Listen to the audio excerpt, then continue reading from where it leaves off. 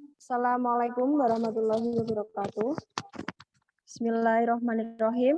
Allahumma sholli wa sallim ala sayyidina Muhammadin wa ala alihi washabihi wa barik wa salim ajmain. Amma ba'du. Yang terhormat Profesor Dr. Haji Imam Taufik MAG selaku Rektor UIN Wali Songo Semarang. Yang terhormat Bapak Muhammad Rikza Khamami MSI selaku Kapus PPM LP2M UIN Wali Songo Semarang. Yang terhormat Bapak Agus Mutahar MA selaku dosen pembimbing lapangan KKN reguler dari rumah ke-77 kelompok 52.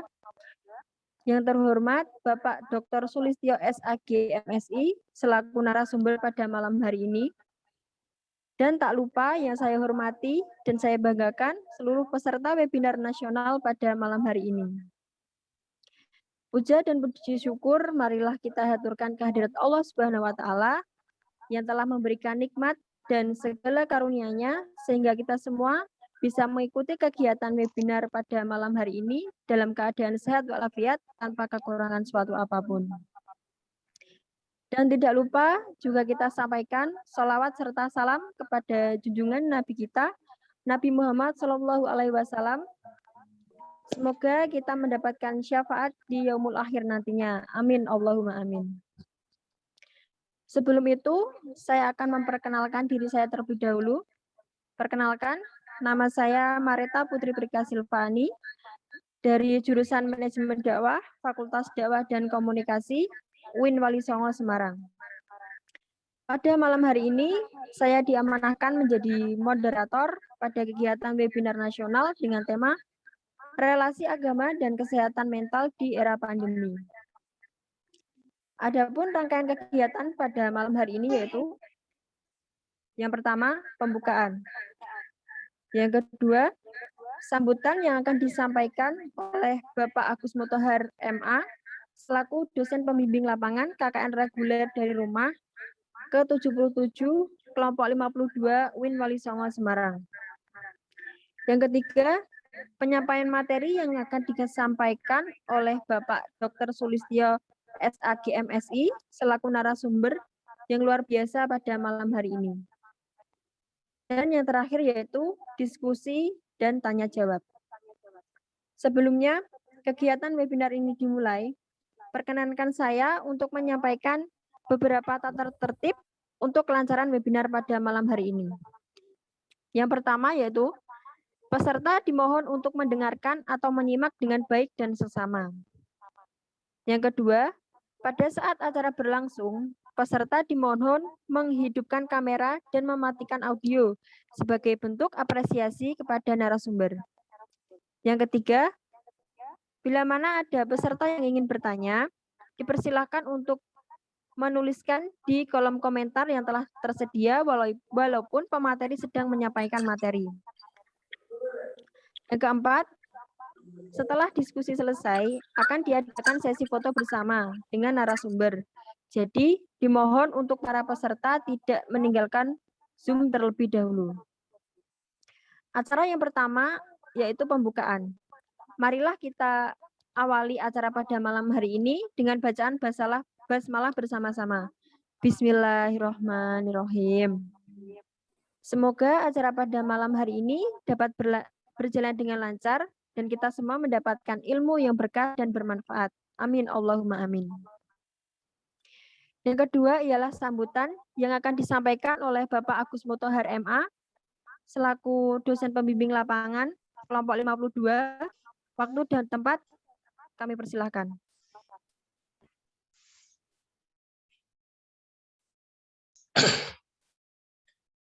Bismillahirrahmanirrahim. Assalamualaikum warahmatullahi wabarakatuh.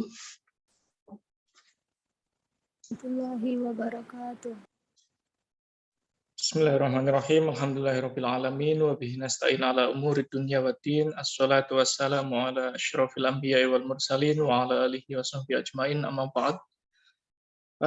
Yang saya hormati Pak Dr. Sulistyo selaku narasumber pada malam hari ini.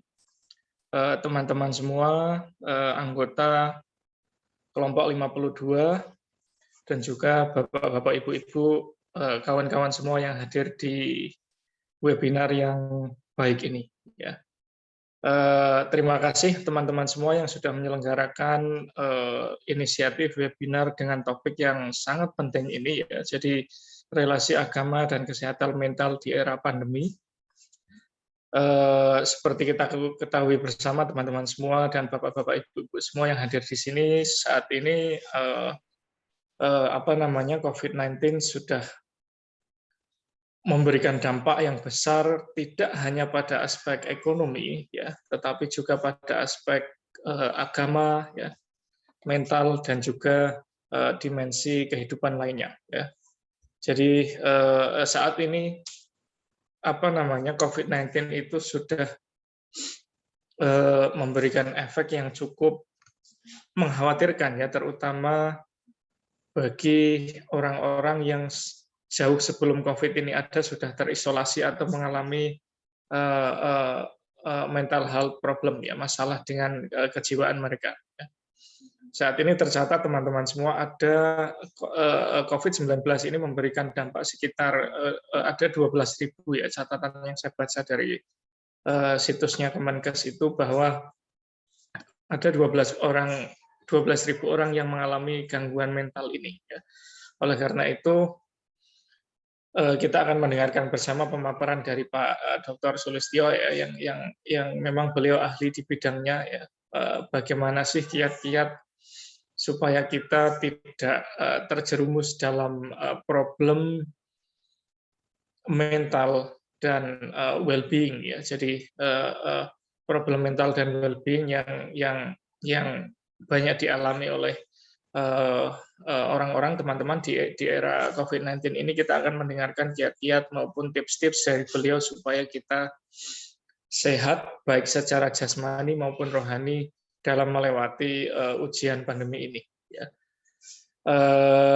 Saya pikir itu dari saya. Selamat berwebinar bersama narasumber yang hebat, Pak Dr. Sulistyo ya. Kita silakan teman-teman dengarkan baik-baik, ambil intisarinya dan aplikasikan di dalam kehidupan teman-teman maupun bapak-bapak ibu-ibu semua, baik sebagai mahasiswa maupun yang berprofesi yang lain. Ya. Jadi tema ini sekali lagi tema yang super penting ya, karena ada jutaan orang yang mengalami masalah ini. Ya.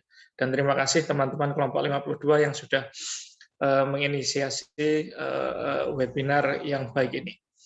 Itu saja dari saya tidak akan berpanjang lebar. Mari kita dengarkan bersama-sama pemaparan dari Pak Dr. Sulistyo. Kurang lebihnya mohon maaf dari saya. Wallahu minkum. Wassalamualaikum warahmatullahi wabarakatuh. Terima kasih banyak kepada Bapak Agus Muttohar MA yang telah menyampaikan sambutannya. Sebelumnya, apakah suara saya terdengar? Terdengar. Untuk Bapak Sulistyo, apakah suara saya terdengar, Bapak?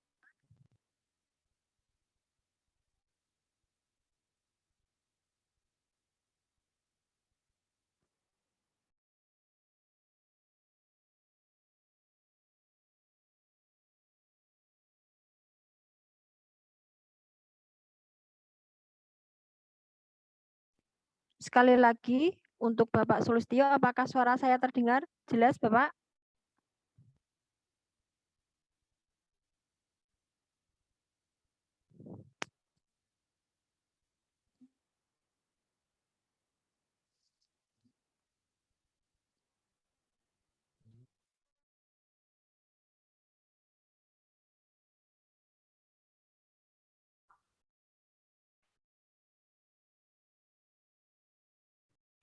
Jadi ada sinyal yang tidak stabil di tempat saya, jadi suaranya nggak begitu terdengar dengan baik. Maaf, apa suara saya bisa didengar? Bisa, Pak. Sudah bisa, Bapak. Bisa, Bapak. Silakan dilanjut. Oke. Langsung saja untuk mempersingkat waktu, sebelum beliau menyampaikan materi, berikut CV dari Bapak Dr. Sulistyo SAG MSI. Nama Dr. Sulistyo SAG MSI, tempat tanggal lahir Semarang 2 Februari tahun 1970, Alamat di Jetak RT 1 RW 5 Kedungsari, Singorojo, Kendal. Statusnya sudah menikah dan sudah memiliki istri dan 2 anak. Pekerjaannya yang pertama sebagai dosen tetap ilmu psikologi Fakultas Dakwah dan Komunikasi UIN Wali Songo. Yang kedua, dosen luar biasa ilmu psikologi pada Fakultas Psikologi dan Kesehatan S2 Komunikasi dan Penyiaran Islam dan Pasca Sarjana UIN Wali Songo Semarang. Sangat luar biasa, Bapak. Selanjutnya, pendidikan yaitu menempuh pendidikan S1, jurusan Bimbingan dan Penyuluhan Agama, Fakultas Dakwah dan Komunikasi IAIN Wali Songo Semarang. S2, Magister Sains Psikologi Unika Sugia Pranata, dan menempuh S3, Doktor Psikologi Fakultas Psikologi Universitas Airlangga Surabaya. Dan pengalaman jabatan yang pertama sebagai Ketua Lembaga Bimbingan dan Konseling Islam LBKI Fakultas Dakwah IAIN Wali Songo pada tahun 2010 hingga 2014.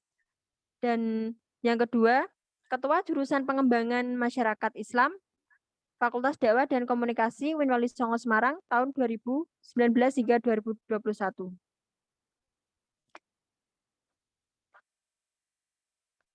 Langsung saja untuk mengefektifkan waktu, untuk Bapak Sulistyo, SAG MSI, waktu dan tempat dipersilahkan.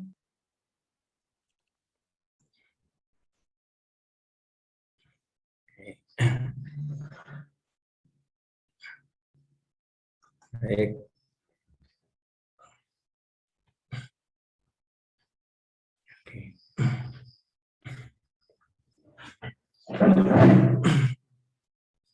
Assalamualaikum warahmatullahi wabarakatuh. Waalaikumsalam warahmatullahi wabarakatuh. Alhamdulillah. Alhamdulillah wassalatu wassalamu ala Rasulillah wa ala alihi wa ashabihi wa mawala amma ba'du. Yang saya hormati, ini yang hadir pada malam hari ini Pak Agus Mutohari selaku dosen pembimbing lapangan, segenap panitia webinar, dan juga para mahasiswa peserta KKN reguler dari rumah angkatan ke-77 ya, khususnya yaitu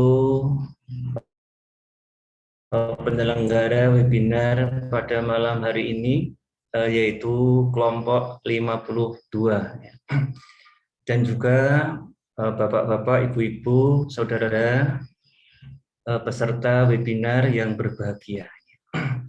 Pada malam hari ini saya merasa mendapatkan penghormatan ya, karena diberikan kesempatan untuk menyampaikan materi webinar pada malam hari ini. Oleh karena itu saya pertama mengapresiasi kepada para panitia yang sudah bekerja keras ya, mempersiapkan acara pada malam hari ini. Dan yang tidak kalah penting adalah panitia menentukan sebuah atau memilih sebuah tema ya, yaitu relasi agama dan kesehatan mental di era pandemi. Jadi tema ini pertama adalah memang aktual ya. Yang kedua, tema ini atau masalah kesehatan mental ya di era pandemi ini adalah fenomena yang sekarang ini juga terjadi dialami oleh sebagian besar masyarakatnya. Bahkan mungkin juga para mahasiswa ya, termasuk panitia mungkin ada gejala-gejala mental yang tidak sehat juga ya. Nah ini jadi nanti kita sama-sama mendiagnosis ya diri kita sendiri masing-masing. Apakah kita ini termasuk nanti memiliki mental yang sehat atau terganggu atau bahkan sakit ini ya. Ini jadi kita mudah-mudahan di era pandemi COVID-19 yang sampai hari ini ya masih berlangsung di dunia ini, termasuk negara kita, yang mudah-mudahan segera berakhir, ya, kita diberikan kesehatan baik jasmani ya maupun rohani mental, sehingga kita bisa melaksanakan aktivitas kita sesuai bidang. Dan tema ini adalah sangat tepat ya, karena momennya itu adalah baru saja dunia ini memperingati Hari Kesehatan Jiwa Sedunia ya, atau Kesehatan Mental Sedunia tahun 2021, yaitu tanggal 10 Oktober beberapa hari yang lalu ya. Maka tema ini sangat relevan ya kalau diangkat ya yang terkait dengan kesehatan mental. Maka pertama kali saya mengantarkan materi ini, saya mengambil ini background dari Hari Kesehatan Jiwa Sedunia. Jadi kesetaraan dalam kesehatan jiwa untuk semua ini ada tema yang diusung. Oleh karena itu,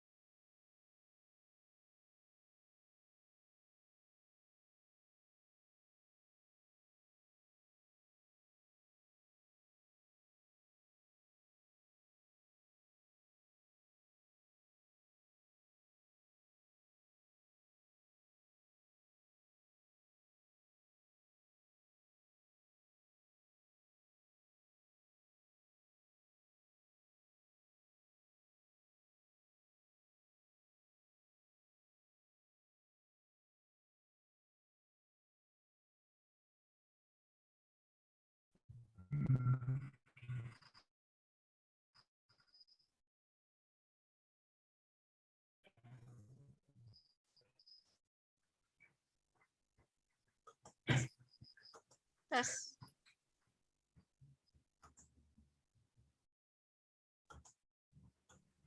Tes. Tes. Mohon maaf, berhubung sinyal dari Bapak Sulistyo sedang tidak stabil, mungkin beliau keluar sendiri dari webinar. Jadi mohon bersabar untuk para peserta. Kami akan berusaha untuk menghubungi Bapak Sulistyo kembali.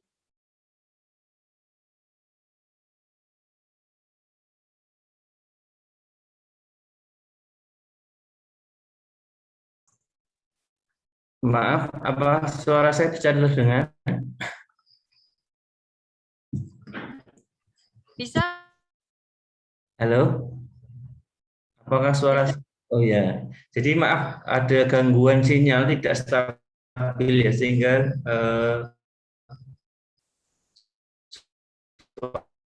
suaranya mungkin tidak bisa terdengar dengan baik.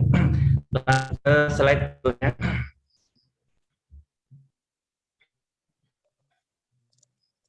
Silahkan lanjut ke slide berikutnya.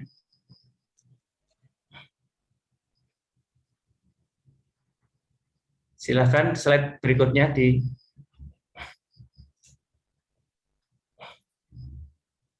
Oke. Jadi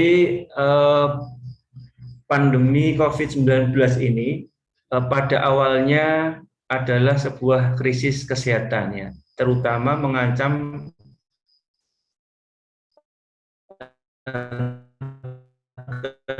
kesehatan fisik ya, jasmani ya.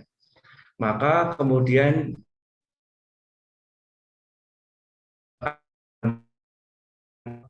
extraordinary ini pada yang berikutnya adalah krisis ekonomi ya, krisis sosial kemanusiaan, dan kemudian berbagai macam krisis ini tentu akan memiliki terkaitan terutama yaitu pada jiwa atau mental masyarakat. Oleh karena itu berbagai macam krisis ekonomi pada masyarakat khususnya adalah dalam bidang lanjut ke slide berikutnya.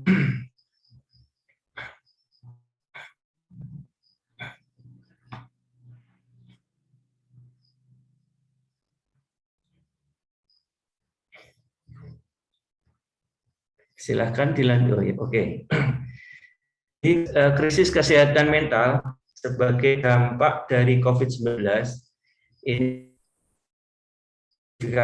ada beberapa macam, yaitu yang pertama kecenderungan dari masyarakat ini adalah perasaan jenuh, bosan ya, karena ruang gerak kita ini dibatasi. Yang dulu dengan berbagai macam cara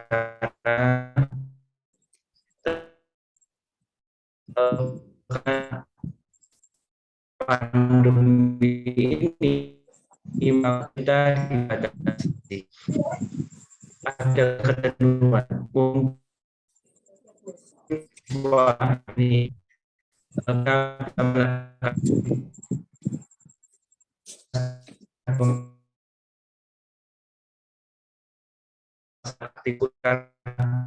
tidak bisa berinteraksi langsung ya dengan kawan-kawan. Ini juga jenuhan, anak-anak, remaja, kemudian tua ini menimbulkan kebosanan ya. Dan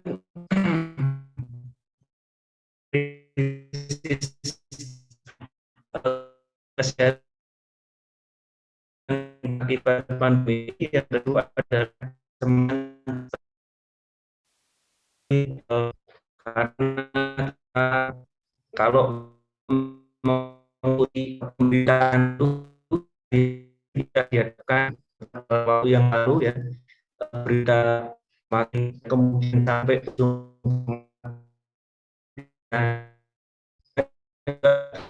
di beberapa bulan lalu. Jadi kita kita hari-hari kita mengikuti ini baik di rumah bagi orang menimbulkan kecemasan dan juga bahkan ya stres ini. Ini adalah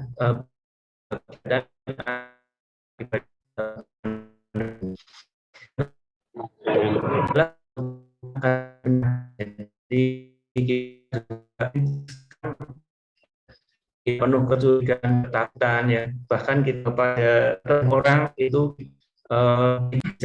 bisa dengan ramah kita berdekatan ya, berakrab-akraban, tapi karena pandemi ini kita berjabat tangan aja kita nggak berani. Ini ada semacam ketakutan akan penyakit. Kemudian yang keempat adanya stigma atau pandangan negatif karena pengaruh lingkungan. Jadi kalau ada di antara kita yang terpapar COVID ya, atau saudara ini ada stigma negatif ya, karena kita kadang-kadang juga dijauhi oleh lingkungan kita. Jadi tetangga, kenalan kan kini seandainya kita sedang terpapar pun mereka tidak berani untuk menjenguk ya. Jadi mereka ada ketakutan juga pada kita misalnya. Nah, ini terjadi stigma. Kemudian ada perubahan komunikasi ya. Yang dulu bisa berkomunikasi secara langsung ya. Kemudian karena COVID ini kita ada perubahan pola komunikasi dengan secara tidak langsung ya. Meskipun ini ya ikhtiar yang digunakan untuk menjembatani komunikasi, tapi bahkan juga ini ada perbedaan ketika kita berinteraksi langsung dengan menggunakan media ini. Kemudian ada kebingungan akibat banyaknya informasi. Jadi sebagian masyarakat juga kadang mendapatkan ketidakpastian ya tentang berbagai macam informasi yang terkait dengan pandemi ini ya. Di satu sisi ada masyarakat yang memang mainstreamnya itu adalah mendukung bahwa COVID ini memang ada, ya, tapi ada juga yang sebagian masyarakat yang meragukan apakah benar-benar COVID ini ada, ya, apakah ini sebuah rekayasa. Ini juga menimbulkan kebingungan di tengah-tengah masyarakat kita.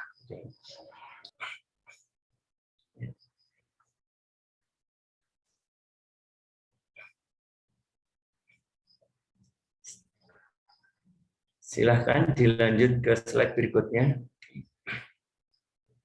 Oke. Jadi kalau kita analisis dari sisi psikologi bahwa berbagai macam krisis tadi yang menimbulkan dampak itu kemudian dan mental seorang ya ini menimbulkan tekanan ya.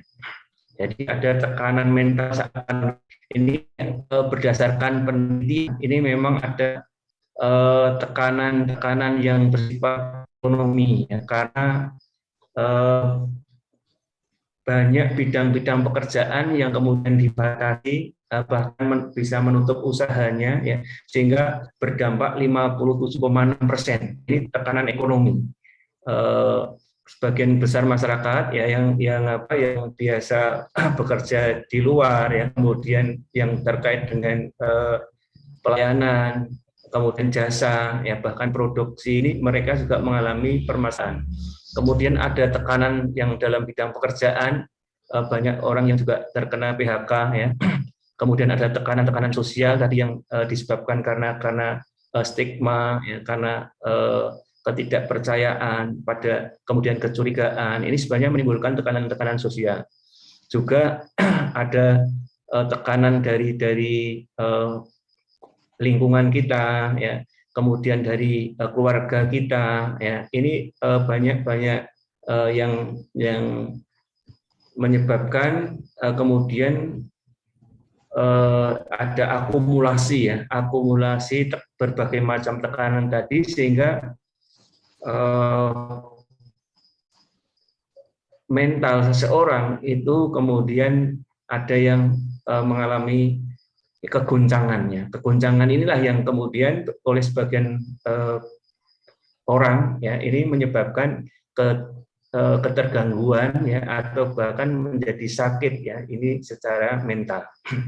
Ini lanjut, oke.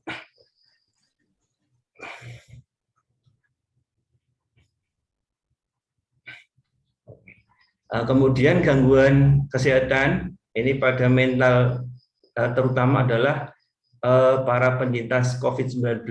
Ini lebih parah lagi ya karena ada 33,62% ya dari 236.000 ya 379 penyintas COVID-19 ini dari berbagai negara mengalami gangguan kesehatan mental. Nah, ini. Dan juga neurologis ini terkait dengan otak ya. Dalam 6 bulan setelah terinfeksi ini orang-orang yang terpapar COVID-19 ini memang 33% sekian itu mengalami gangguan kesehatan mental ya. Bahkan ada gangguan juga otak. Kemudian sebanyak 12,84% ini menerima diagnosis gangguan kesehatan mental untuk pertama kalinya ya. Pada awalnya dia adalah sehat, tetapi setelah terkena COVID ini mereka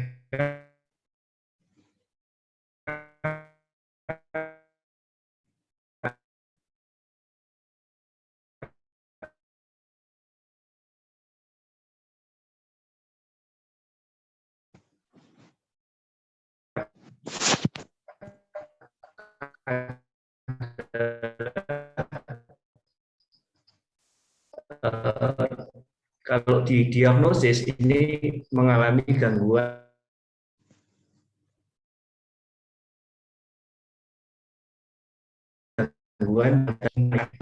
ini adalah yang mereka tidak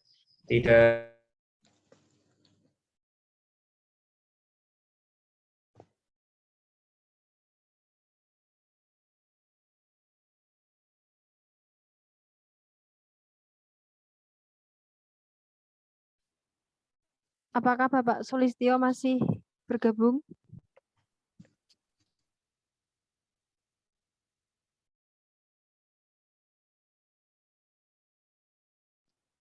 Mohon maaf, sepertinya Bapak Sulistyo sedang terkendala dengan sinyal. Mohon bersabar untuk semua peserta, akan segera kami hubungi kembali.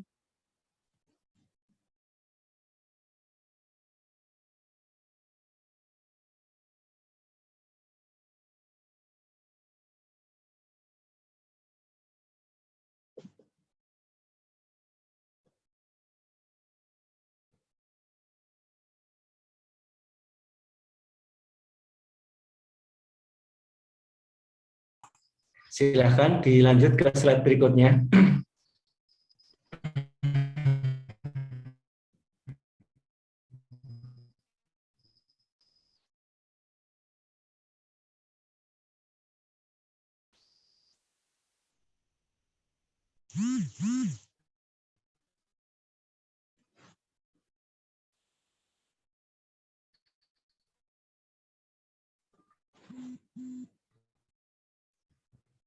Halo, silahkan dilanjut ke slide berikutnya.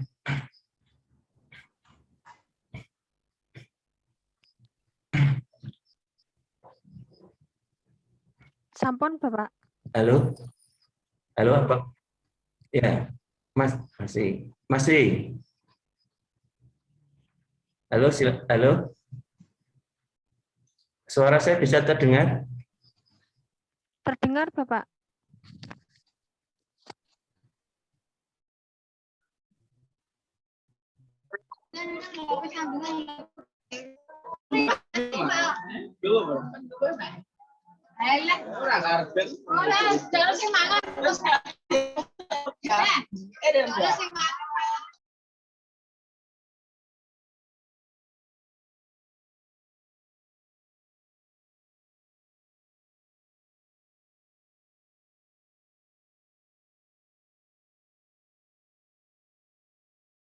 Cek.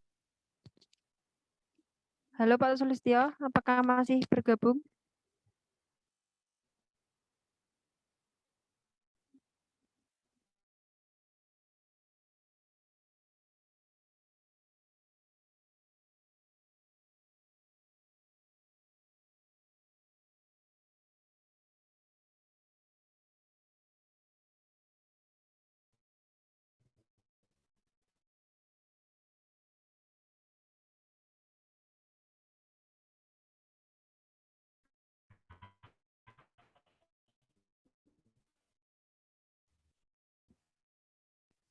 Halo Pak Sulistyo, apakah masih bergabung?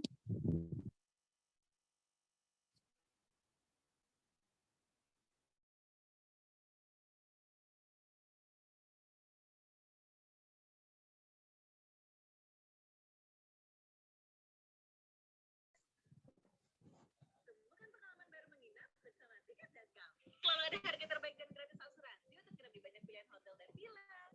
Waktunya menginap di hotel dan villa pilihan. Pesan tiketmu sekarang.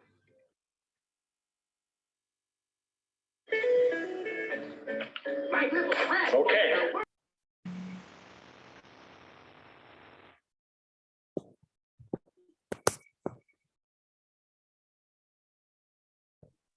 Cek, cek. Mohon maaf teman-teman, mungkin Bapak Sulistyo sedang terkendala sinyal karena hujan. Mohon bersabar, ya.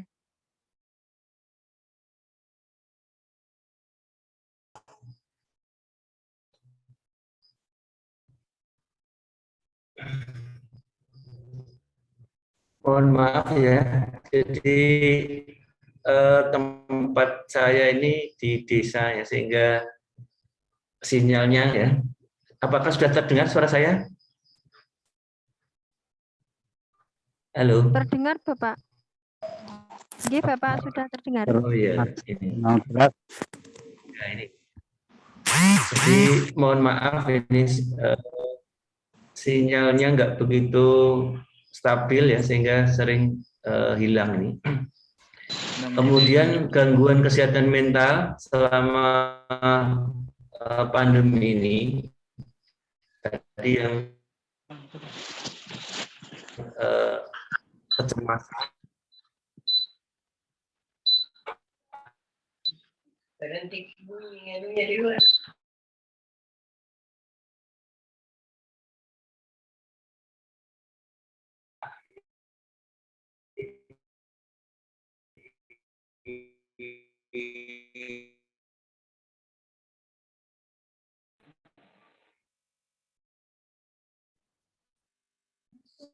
Cek. Bapak Sulistyo apakah masih bergabung? Tandai dengan adanya gejala-gejala ya akan terjadi. Kalau kita ini menganggap bahwa ya, pada diri kita, keluarga kita ya, ini akan terjadi pada ada kekhawatiran yang berlebihan ya, tidak sesuai, kemudian ya. Suara saya terdengar? Halo? Nggih, Bapak. Terdengar, Bapak.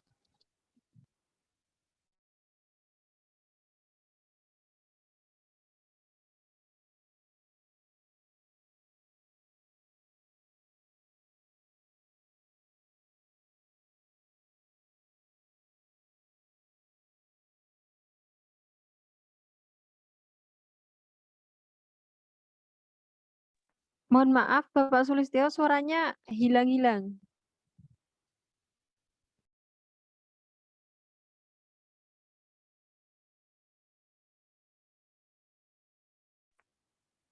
Cek. Bapak Sulistyo apakah masih bergabung?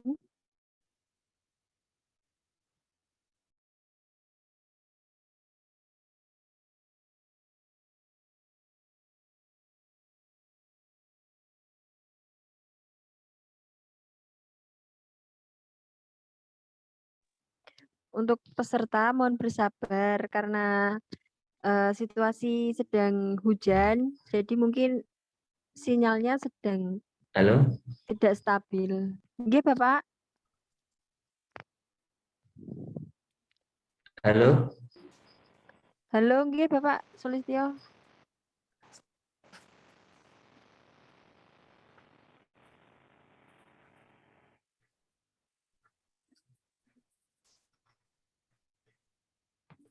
Halo, apakah suara saya bisa terdengar? Terdengar, Bapak. Dengar Bapak, tapi Oh iya, putus-putus. mohon maaf ini jadi tidak stabil soalnya. Putus-putus, Bapak. Sebentar.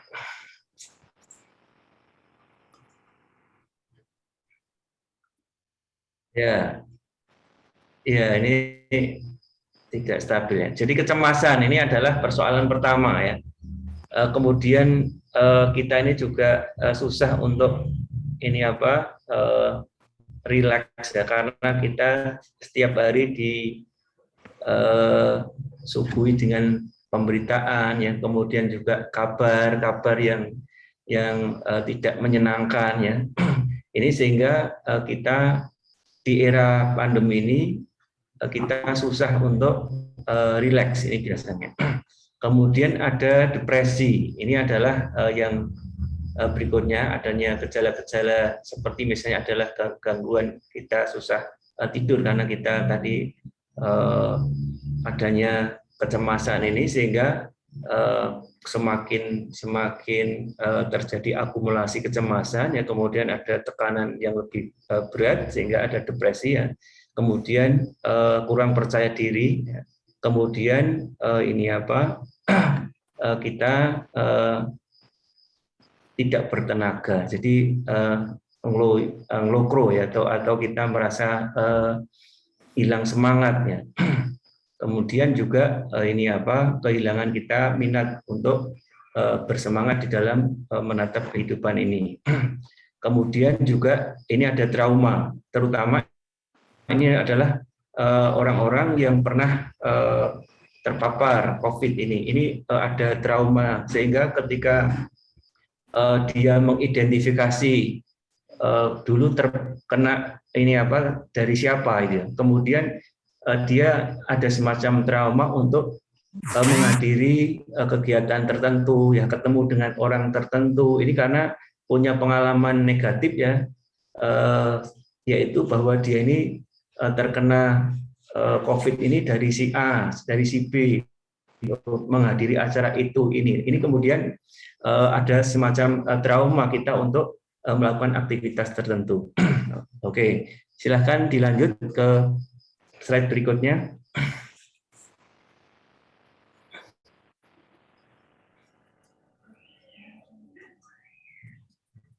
Silahkan dilanjut ke slide berikutnya.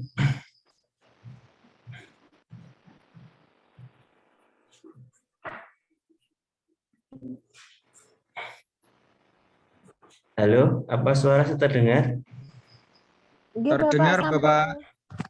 Halo? Sampun di slide selanjutnya ini, Bapak.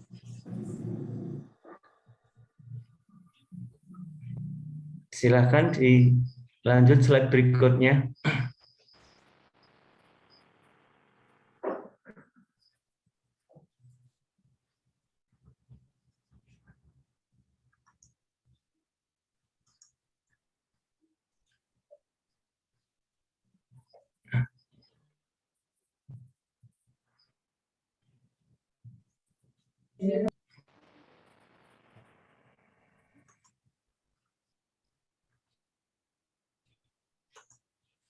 Halo?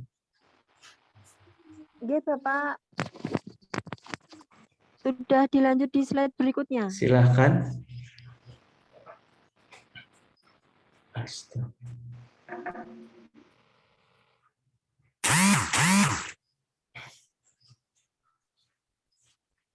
Halo? Nggih, Bapak Sulistyo. Apakah masih bergabung? Halo? Apakah suara saya terdengar?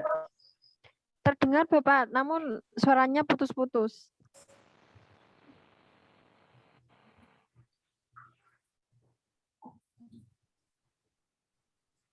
Halo?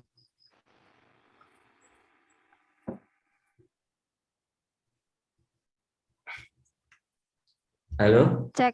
Nggih, Bapak Sulistyo. Ini sudah dilanjut ke slide berikutnya. Apakah suara saya terdengar, Bapak? Halo?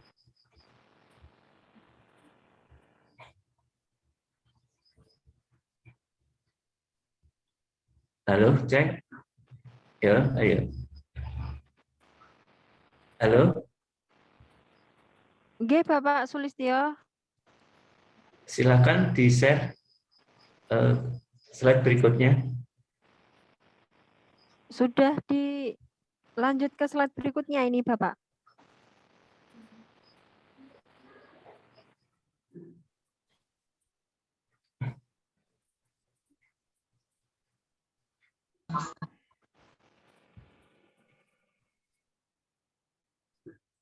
Iya.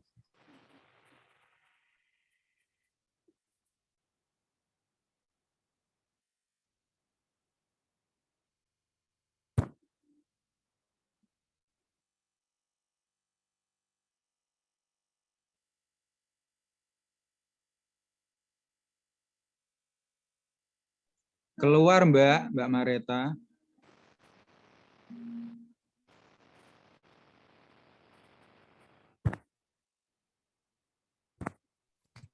Mohon maaf untuk semua peserta, karena Bapak Sulistyo sedang terkendala sinyal, jadi beliau mungkin suaranya putus-putus dan sering Ya. keluar. Mohon bersabar. Halo? Mana barengan tuh?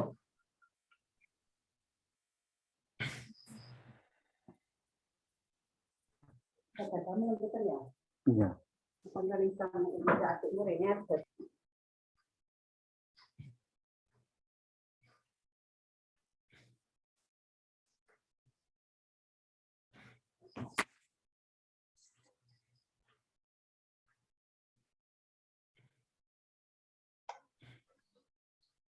Slide sudah dilanjut, Pak, di slide berikutnya. Halo, apakah suara saya bisa terdengar? Oke, Bapak sudah terdengar jelas.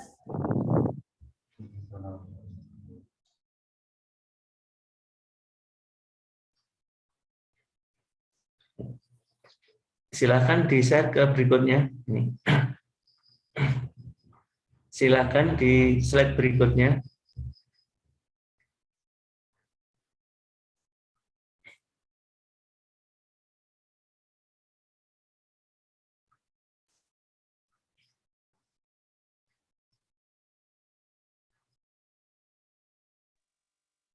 Sampun, Bapak.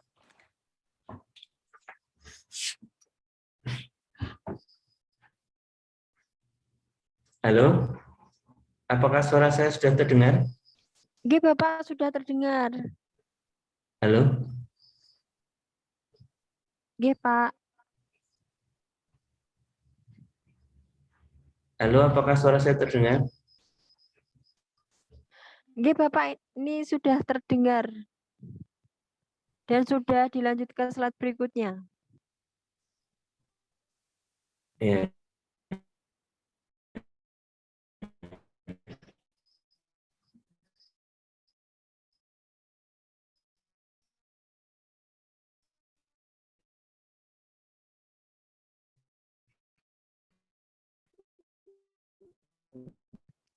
Cek. Halo, Bapak Sulistyo, apakah masih bergabung?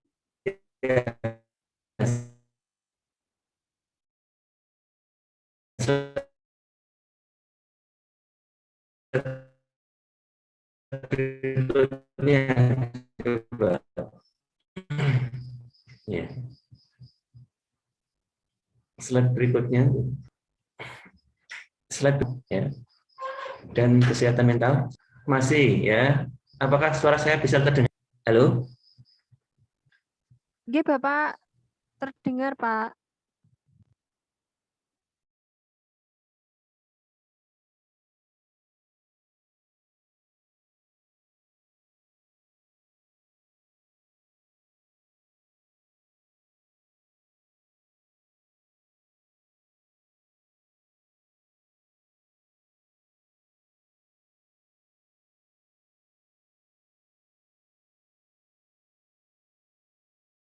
Cek. Halo, Bapak Sulistyo. Apakah masih bergabung, Bapak?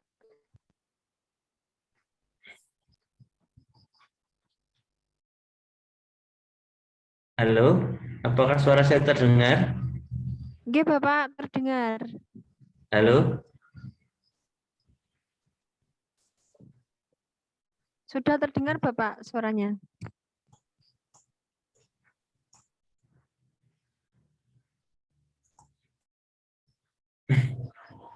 Halo, apakah suara saya bisa terdengar? Oke, Bapak sudah terdengar. Halo? Oke, halo.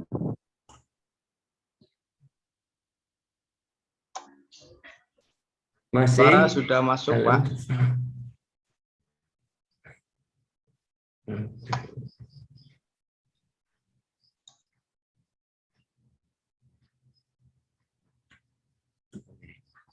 Oke. Baik. Oke, saya share aja screen ya. Oke.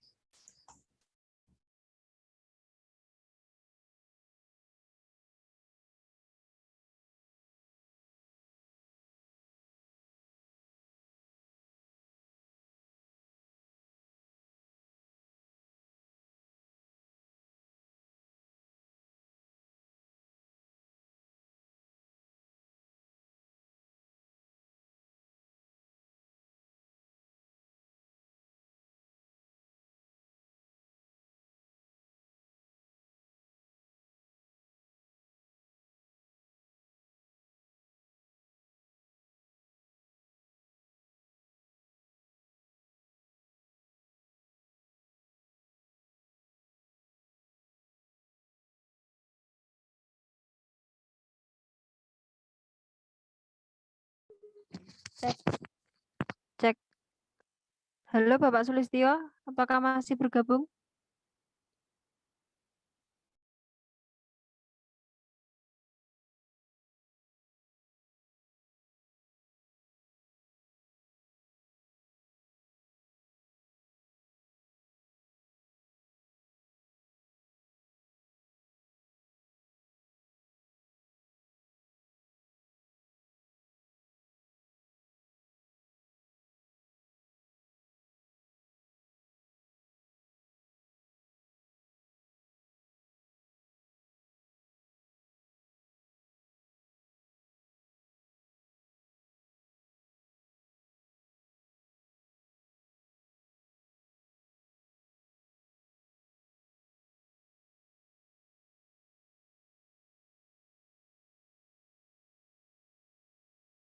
Sudah terlihat Bapak?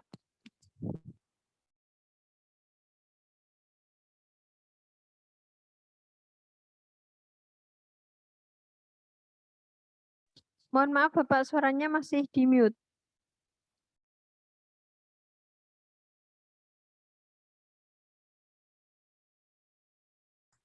Oke.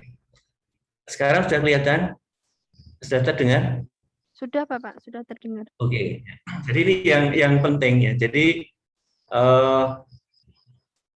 bahwa ada relasi yang kuat ya antara agama ini dengan kesehatan mental. Jadi agama ini terhadap kesehatan mental yang pertama adalah sebagai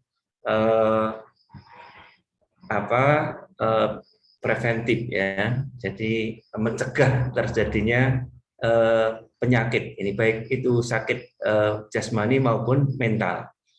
Agama kita, agama Islam ini menawarkan berbagai macam bentuk ritual ya, ataupun perilaku yang apabila seseorang itu melakukannya, maka ini bisa tercegah dari gangguan mental atau bahkan sakit ini ya. Ini contoh misalnya kita dalam Islam ini diajarkan kita untuk bertawakal kepada Allah ya, untuk kemudian menyerahkan segala persoalan kepada Allah dalam bentuk tawakal. Ini adalah sebenarnya orang yang bertawakal ini memiliki ketahanan yang lebih dibandingkan orang-orang yang tidak punya tawakal. Ini bentuk memang agama ini sebagian ajarannya pengikutnya, orang yang mengamalkan ajaran terhindar dari segala bentuk sakit ya, baik itu juga ini. Kemudian juga agama ini terhadap kesehatan mental ini menjadi coping with sikapi yang menerima sebuah gejala yang kita alami, yang dialami seorang ya, ketika sakit, baik itu sakit fisik maupun mental, gangguan mental ini kita bisa agama ini menawarkan coping ya. Jadi kita melalui zikir ya, kemudian kita melakukan ibadah, orang-orang yang bisa melaksanakan sholat dengan khusyuk ya, ini insya Allah akan lebih sehat secara mental. Ini sebagai coping ya. Kemudian juga agama ini sebagai recovery. Jadi agama kita menawarkan bentuk penyembuhan ya. Jadi ketika seseorang sudah mengalami perawatan secara medis misalnya, kemudian agama ini membantu. Misalnya di samping kita menggunakan pendekatan medis ya, penggunaan obat ya, kemudian juga agama ini mengajarkan tentang kita disertai dengan doa ya. Ketika kita minum obat yang kemudian disertai dengan doa, ini akan menunjang improving treatment outcome. Jadi ada hasil pengobatan ini lebih maksimal apabila disertai dengan pengobatan.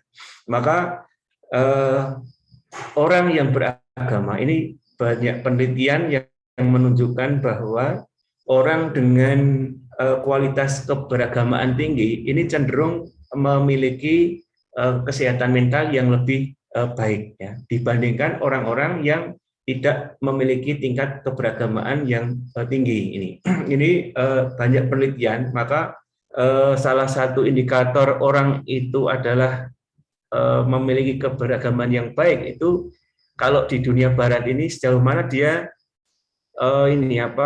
tidak mengalami atau tidak pernah menggunakan obat-obatan, jadi hampir jarang ya. Kemudian juga memerlukan bantuan medis untuk menangani masalah kesehatan. Jadi orang-orang yang semakin religius ini semakin jarang ke rumah sakit ya, kemudian mengkonsumsi obat ya, karena kesehatan mentalnya ini relatif lebih baik. Nah, kemudian dimensi keberagamaan ya, sebagai basis kesehatan mental ini ada dimensi yang bersifat personal ya. Personal ini diwujudkan dalam bentuk sikap sabar ya, syukur, ridho ya, tawadhu, qanaah, tawakal, zuhud. Ini adalah bentuk sebagai keberagamaan secara personal. Oke. Kemudian juga ada sifat, jadi kita berhati-hati ya, warok, kemudian rojak, penuh harap ya, kemudian kita punya rasa malu ya, kemudian ada kejujuran, ikhlas, kemudian isar. Isar ini adalah kita memiliki sifat empati kepada orang lain ya, kemudian punya sifat altruisme, yaitu kita lebih mengutamakan orang lain daripada diri kita sendiri ya. Kemudian kita istiqomah dalam kebaikan, kemudian senantiasa berprasangka baik kepada orang lain, kemudian kepada Allah atas segala yang terjadi. Ini personal religious. Ini adalah menjadikan orang juga semakin sehat. Kemudian ada sisi keberagamaan yang bersifat sosial ya. Bagaimana kita bisa menjalin interaksi kepada orang lain ya, itu dalam bentuk sikap yang amanah. Kita bisa dipercaya pada orang lain ya. Kemudian kita mau menyampaikan kebenaran pada orang lain ya. Kemudian musyawarah, tidak otoriter ya, tapi kita penuh keadilan, ukhuwah ya, persaudaraan, menjalin ukhuwah, kemudian ta'awun, tolong menolong ya. Kemudian tawazun, kita menjadi orang yang lebih moderat ya. Tasamuh, kita toleransi. Ini menjadikan relasi sosial kita ini menjadi baik ya. Maka nanti juga kita akan menjadi pribadi yang sehat ya. Kemudian profesional religius, ini adalah kita menjadi mujtahid, mujadid, mujahidin. Kemudian ini yang belum saya sampaikan, bahwa kesehatan mental itu punya prinsip-prinsip yang mana kita nanti bisa menggunakan untuk mendiagnosis ya diri kita ini dari sisi apakah tingkat kesehatan mental kita ini baik atau kurang baik ya, bahkan menjadi buruk atau sakit. Ini ada prinsip karakteristik personal ya. Ini didukung oleh beberapa komponen ya. Yang pertama adalah kesehatan fisik dan integritas organisme ya. Jadi kesehatan mental itu juga ditopang oleh kesehatan fisik. Antara fisik dan mental ini sebenarnya berkaitan ya. Ya. Orang yang sehat secara fisik, insya Allah juga mentalnya akan relatif lebih sehat dibanding orang yang sakit-sakitan. Ya. Kemudian juga masalah kepribadian ya, personalitas, bermoral ya. Kita orang yang bermoral baik ya, kemudian intelek, punya kecerdasan, kemudian religius, ya, kemudian emosional yang terkendali, kemudian relasi sosial yang baik, ini juga menjadikan orang sehat secara mental. Kemudian yang ketiga adalah pengendalian pikiran. Ini penting. Orang yang bisa mengendalikan pikirannya ya, secara sehat dalam bentuk imajinasi, hasrat, ya, emosi, perilaku, ini insya Allah juga akan mendukung kesehatan mental. Kemudian pengetahuan diri, konsep diri yang sehat, ya, pemahaman penerimaan diri, kebijaksanaan, ya, kemudian penanaman kebiasaan yang baik, kemampuan beradaptasi, ya, kemudian kematangan pikiran, pemikiran, ya, kemampuan mengatasi konflik mental, kegagalan dan ketegangan. Ya. Ini jadi dalam kehidupan ini memang tidak ada orang yang tidak pernah mengalami permasalahan, ya, sehingga terjadi konflik mental. Tetapi orang bisa mengatasi setiap konflik mental, kegagalan, ya, ketegangan itu relatif lebih sehat, ya. Karena tidak semua yang kita harapkan berhasil, pasti ada kegagalan itu setiap mengalaminya, ya, ketegangan, ya, juga. Kemudian juga didukung oleh hubungan dengan lingkungan, ya. Jadi orang yang sehat mentalnya ini juga tidak bisa dilepaskan dari bagaimana lingkungan, yaitu menjalin hubungan interpersonal yang sehat, ya, khususnya dalam keluarga ini, ya. Jadi seorang suami, istri, ya, anak itu akan terjaga kesehatan mentalnya apabila dia berada dalam sebuah lingkungan keluarga yang sehat juga ini. Kemudian penyesuaian yang baik dan kedamaian pikiran, ya. Kalau seseorang ini di dalam lingkungan yang berisik, ya, kemudian juga kacau, ya, jadi lingkungan yang tidak nyaman juga mempengaruhi. Kemudian sikap yang realistik, menerima realita tanpa distorsi dan objektif. Jadi terkadang kita memang orang itu ya harus realistis ketika menghadapi kenyataan kehidupan, karena kita memang punya harapan-harapan, ya, idealisme. Tetapi tidak semua yang kita idealkan di dalam idealisme kita ini bisa wujud dalam kenyataannya. Oleh karena itu kita harus bisa kadang-kadang ya realistis, ya, tidak mempertahankan idealisme terus. Kemudian yang terakhir ini adalah yang terkait dengan hubungan dengan Tuhan. Inilah peran agama, ya. Jadi agama ini menumbuhkan kesadaran, ya, atas realitas dalam diri seseorang, ya, bahwa ada kekuatan yang lebih besar, ya, yang maha besar dari dirinya. Oleh karena itu orang yang beragama ini cenderung dia memiliki ketergantungan pada yang maha, yaitu Tuhan, ya. Kalau kita diajarkan konsep tawakal, ini adalah kesadaran keimanan kita menghasilkan ketawakalan. Kemudian juga kita punya hubungan yang relatif konstan, ya. Maka dalam Islam ini kita diajarkan untuk sholat 5 waktu, ya, puasa, kemudian juga ibadah-ibadah lain. Ini sebenarnya dalam rangka untuk takarub atau mendekat kepada Allah, menjalin relasi dengan Tuhan ini secara konstan, ini, ya.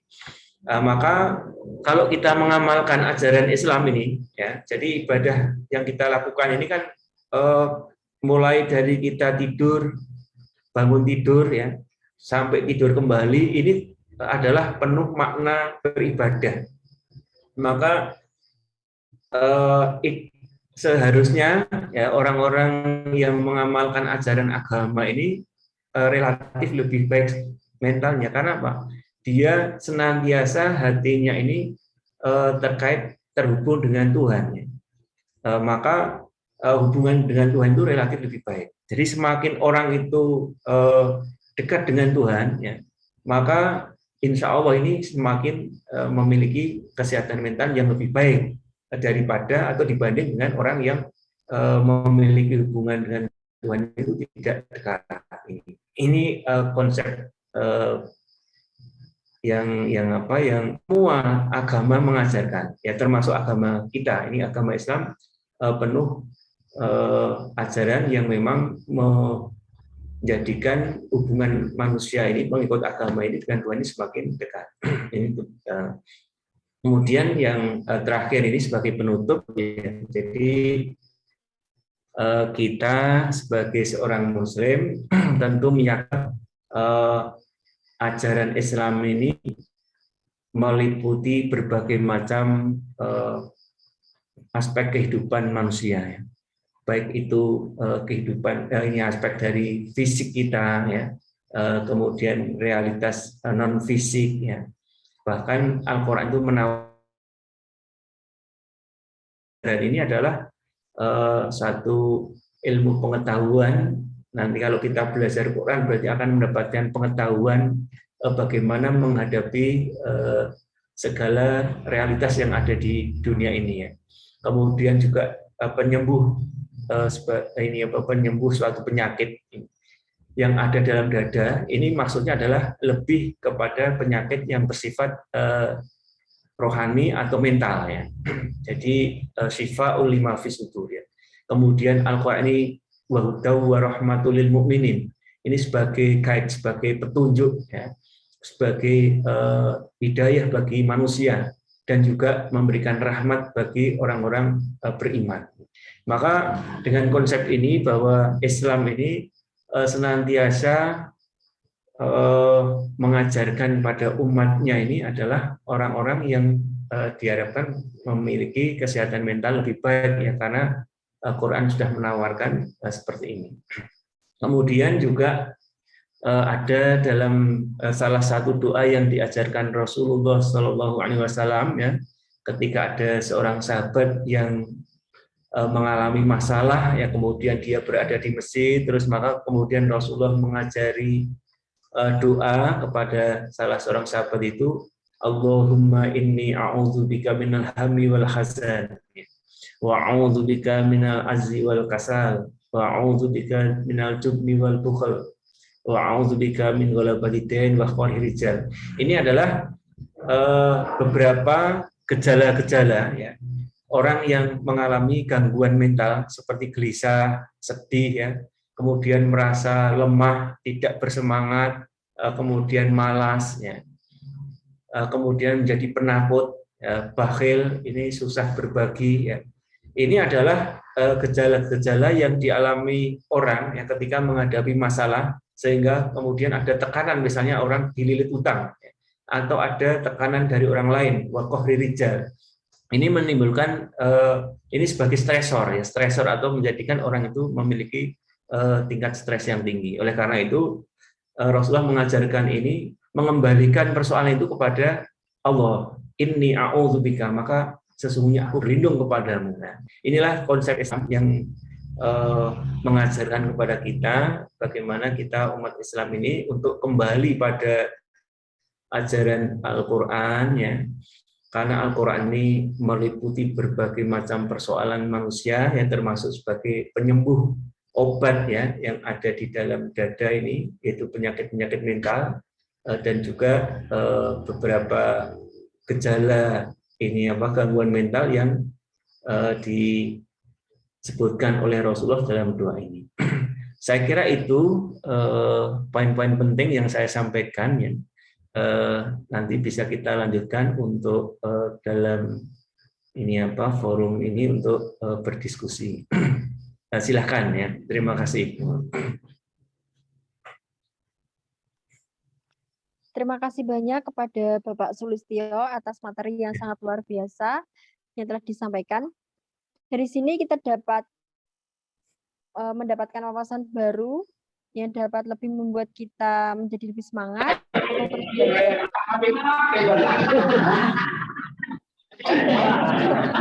Dengan relasi agama dan kesehatan mental di era pandemi.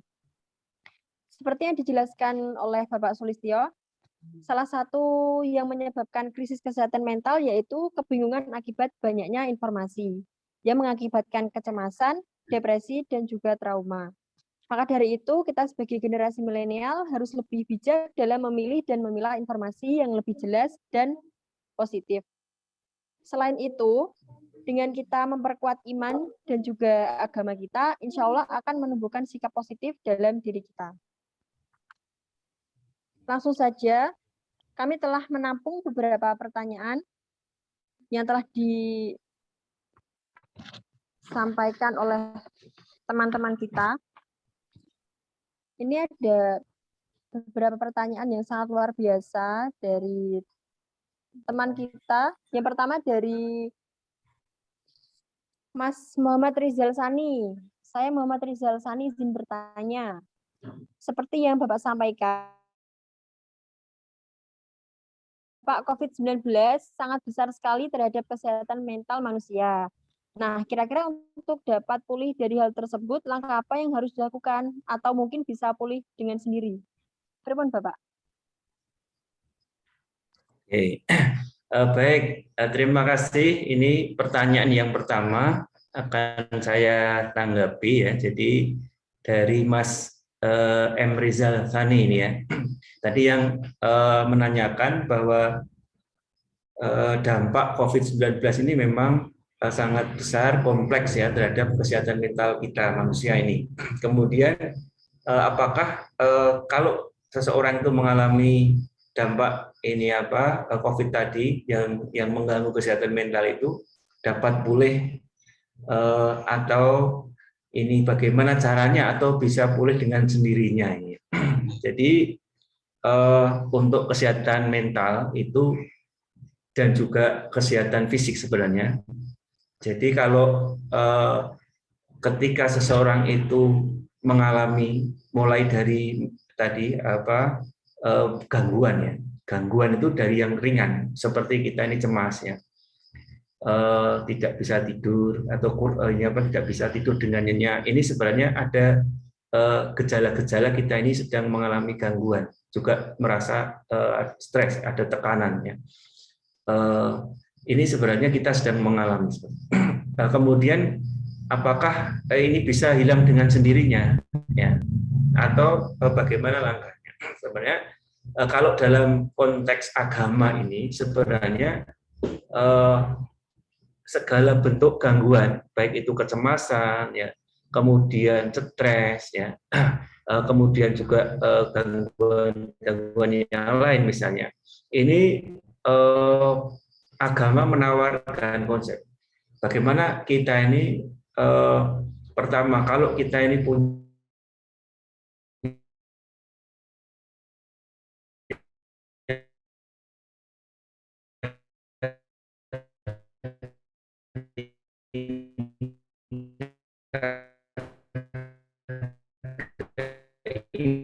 keimanan, jadi meningkatkan keimanan, keyakinan kita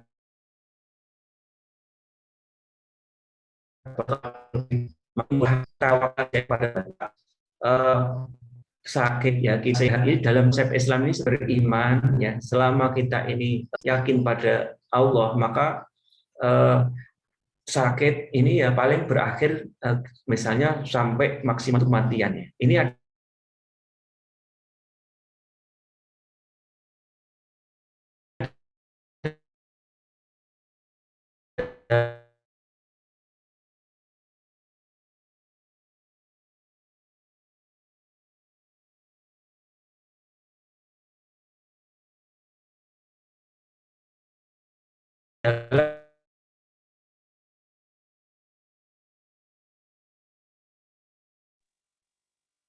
Mohon maaf, Bapak, suaranya putus-putus, Pak.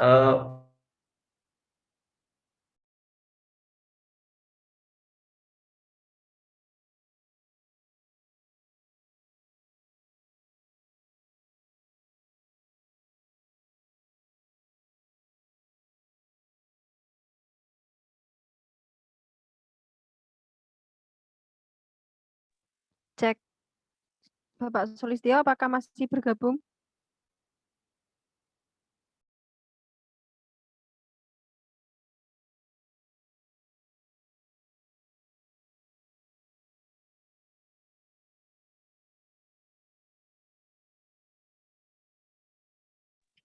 Mohon maaf kepada peserta webinar malam ini.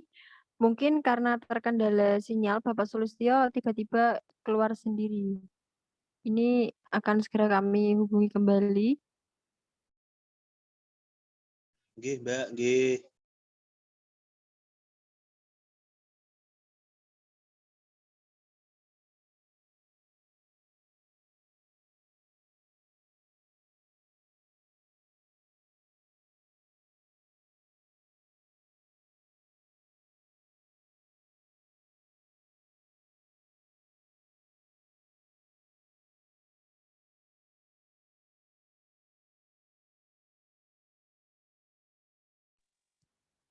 Sembari menunggu Bapak Sulistyo, bagi teman-teman yang ingin bertanya kembali, silahkan menuliskan pertanyaannya di kolom komentar.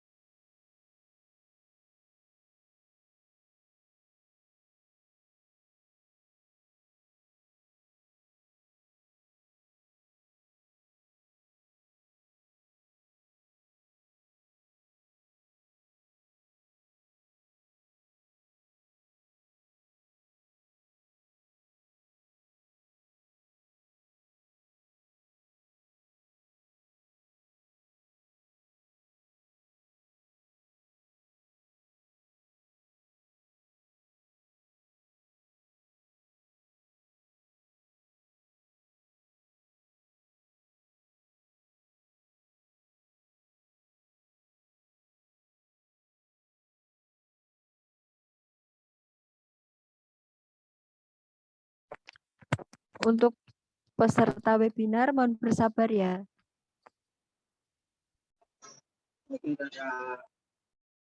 Terus, Mbak, terus.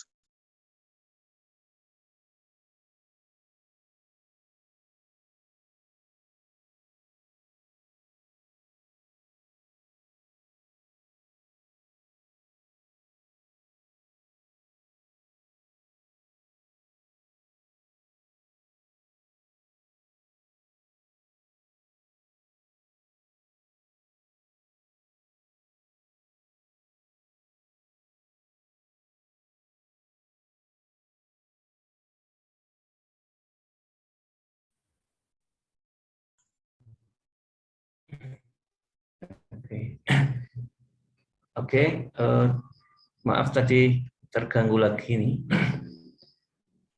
Oke, Bapak. Kita lanjutkan ke, maaf ini, jadi memang kendala sinyal ini. Kita lanjutkan ke pertanyaan berikutnya. Baik, Bapak. Ini ada pertanyaan yang sangat menarik dari Mbak Anjani Putri Permatasari. Assalamualaikum Bapak, saya Anjani, izin bertanya. Misalnya, kita mempunyai teman yang kesehatan mentalnya terganggu atau mental illness yang disebabkan oleh beberapa faktor. Salah satunya karena ada problem keluarga.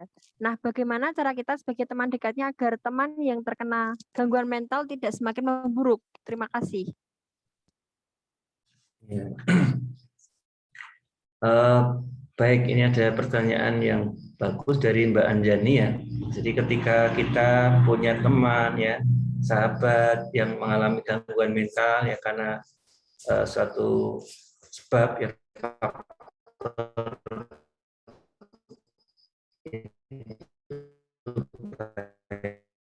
itu keluarga atau yang lainnya, kemudian bagaimana kita sebagai teman.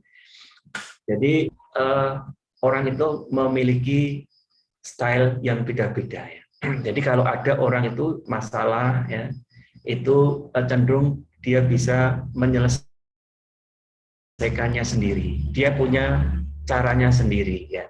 Seperti misalnya apakah dia harus perlu introspeksi diri, kemudian mentransmutasi atau mengalihkan kepada yang persoalan lain sementara ya.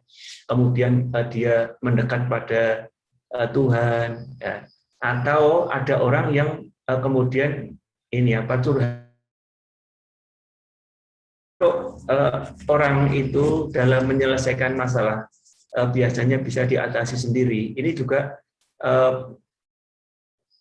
akan lebih baik ya, karena seseorang itu ya kadang-kadang tidak percaya pada orang lain, kurang percaya pada orang lain kalau masalahnya ini diketahui orang lain.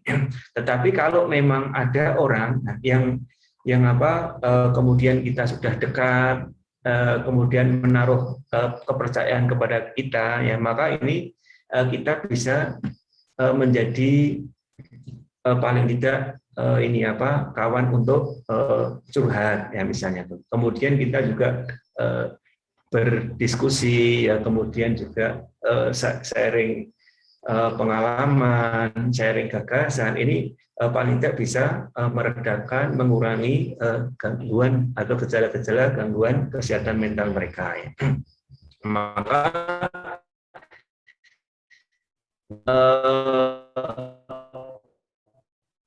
untuk bisa terbuka pada orang lain itu memang diperlukan kepercayaan ya. Jadi kepercayaan pada orang ini adalah bagian atau katakanlah bisa dikatakan 50% dari penyelesaian. Seperti misalnya ini ada sugesti.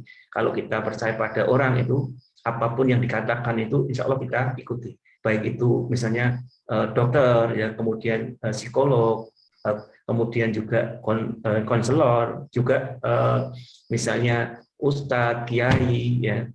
Karena kita mempercayai dia punya kompetensi, termasuk kawan kita ya, bisa teman, keluarga dekat, ini sebagai orang yang diharapkan bisa menjadi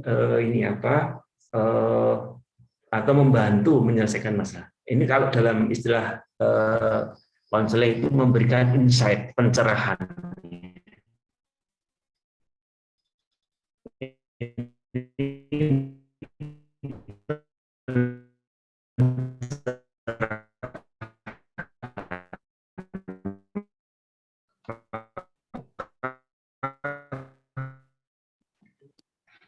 Mohon maaf Bapak, ini suaranya putus-putus Pak. Kita ini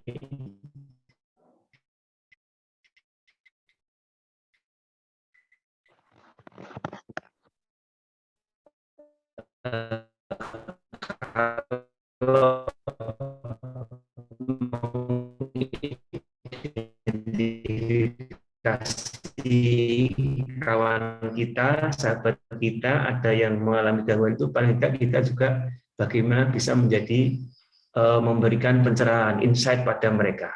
Kita dipercaya, ini paling tidak kita pertama adalah sebentar.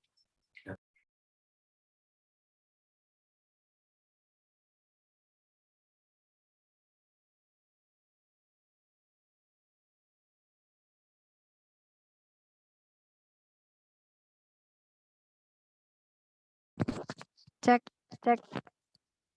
Bapak Sulistyo, apakah masih bergabung?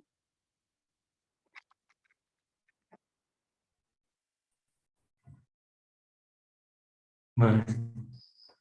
Halo, Mas. Nggih, Bapak. Ya. Oke, suara saya bisa didengar sekarang? Bisa, Pak. Oh ya. Jadi kita ini bisa memerankan diri sebagai memberikan insight ya, pencerahan kepada teman kita yang sedang mengalami gejala-gejala gangguan tadi ya. Ini yang pertama memang bisa pertama dipercaya ya kita ini. Jadi dipercaya itu karena kita memang memiliki kompetensi ya.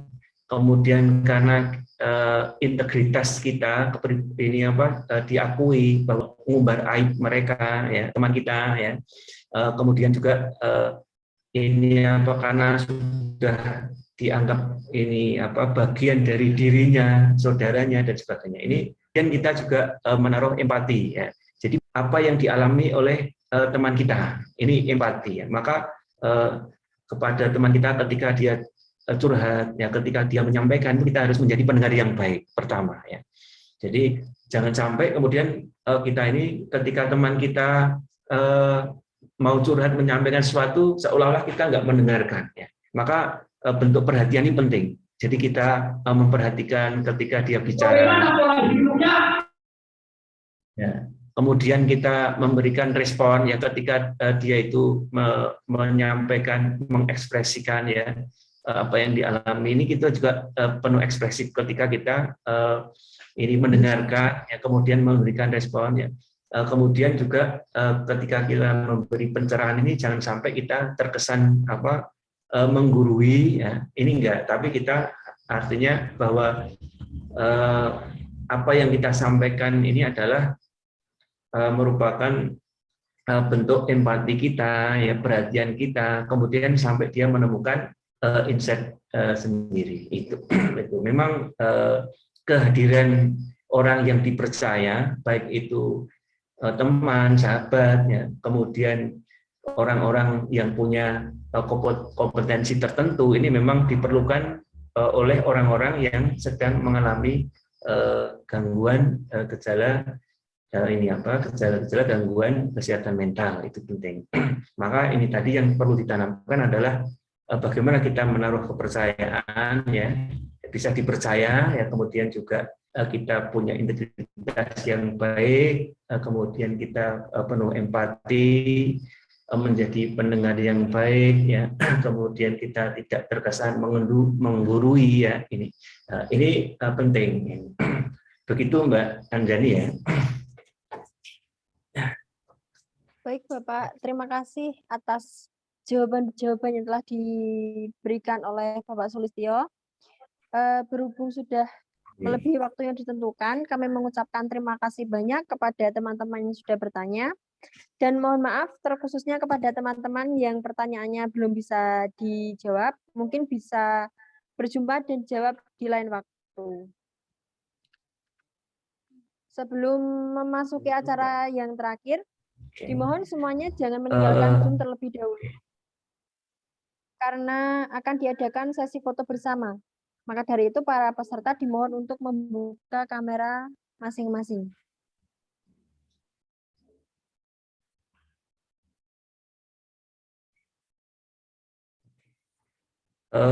Maaf, saya mau menyampaikan closing statement ya Mbak ya.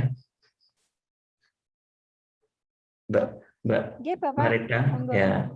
Ini sebagai closing statement saya. Jadi sebagai penutup ya. Pertama saya mengucapkan terima kasih atas undangan ya, kesempatan yang diberikan pada saya pada malam hari ini untuk berpartisipasi terlibat dalam acara ini ya. Kemudian apa yang saya sampaikan ini tentu tidak maksimal ya karena ada kendala teknis ya. Oleh karena itu saya mohon maaf ya sebesar-besarnya. Jadi sebenarnya saya akan menyampaikan materi ini dengan ya secara lebih jelas ya, lebih komprehensif ya, tetapi karena ada kendala tadi mungkin tidak bisa ditangkap dengan sepenuhnya. Kemudian tadi sudah ada pertanyaan yang disampaikan ya, dan sudah saya berikan tanggapan ya. Mudah-mudahan saya berharap ya apa yang kita bahas ya pada malam hari ini ya, ini mudah-mudahan menjadi ilmu yang bermanfaat ya. Sekali lagi saya mohon maaf tidak bisa menyampaikan secara maksimal ya. Dan insya Allah kita juga bisa bertemu pada lain kesempatan ya, sehingga kita bisa lebih leluasa ya untuk berinteraksi, untuk berbagi.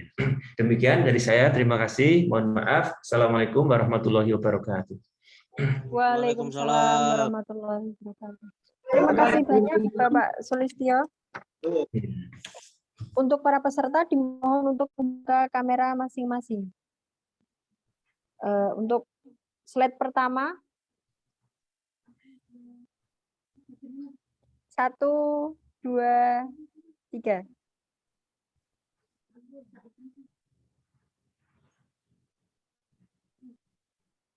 Ya, untuk slide kedua,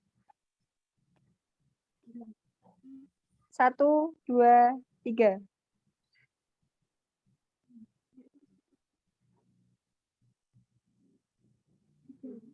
Untuk slide ketiga,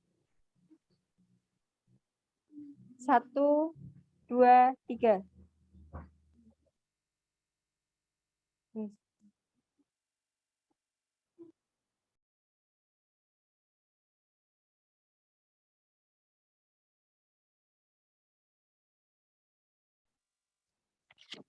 Memasuki acara yang terakhir, yaitu penutup. Sekali lagi saya ucapkan banyak terima kasih kepada Bapak Sulistyo atas segala ilmu yang telah disampaikan kepada kita semua, dan terima kasih kepada para peserta karena telah hadir dan mengikuti kegiatan webinar pada malam hari ini hingga selesai. Saya selaku moderator memohon maaf jika terdapat kesalahan kata maupun perilaku saya selama webinar ini berlangsung. Terima kasih. Wabillahi taufiq wal hidayah. Wassalamualaikum warahmatullahi wabarakatuh. Waalaikumsalam warahmatullahi wabarakatuh. Waalaikumsalam warahmatullahi wabarakatuh. Wabarakatuh.